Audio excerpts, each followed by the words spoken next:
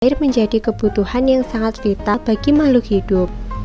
Lalu, pernahkah kita berpikir mengapa air tidak bisa habis meski digunakan setiap hari, meskipun musim kemarau? Jawabannya, karena adanya siklus air di permukaan bumi ini, yang notabene-nya sebagian besar bumi kita tersusun atas air. Untuk lebih jelasnya mengenai siklus air, mari simak penjelasan sebagai berikut.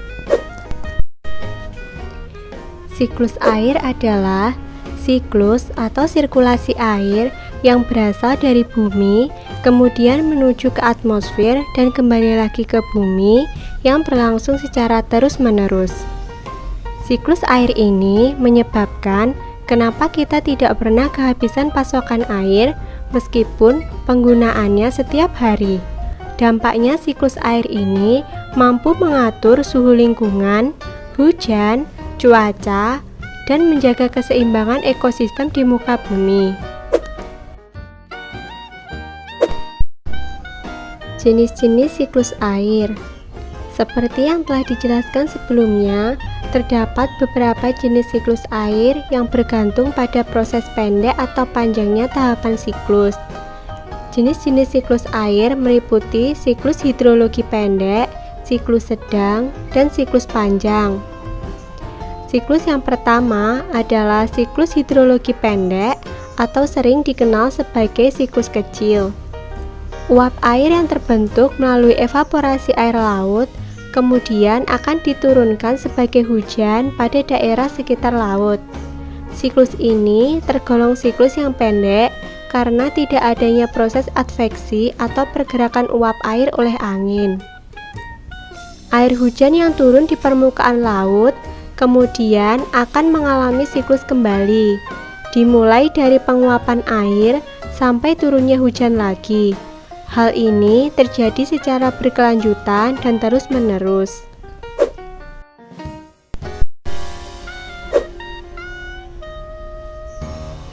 Selanjutnya yaitu siklus sedang.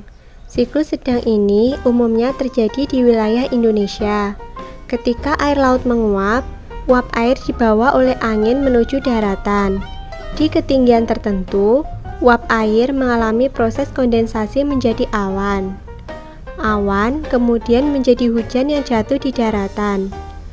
Hujan akan meresap ke dalam tanah, sebagian akan diserap oleh akar tumbuhan.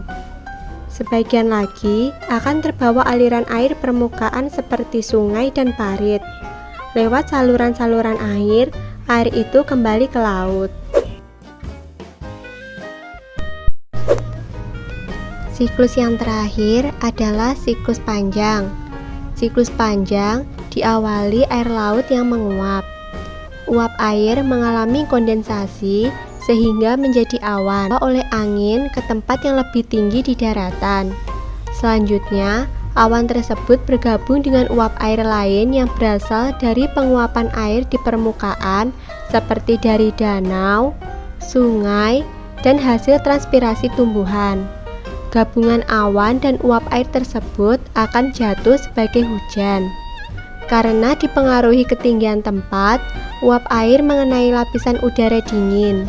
Udara dingin tersebut mengubah uap air menjadi salju, sehingga terjadilah hujan salju atau es di pegunungan tinggi.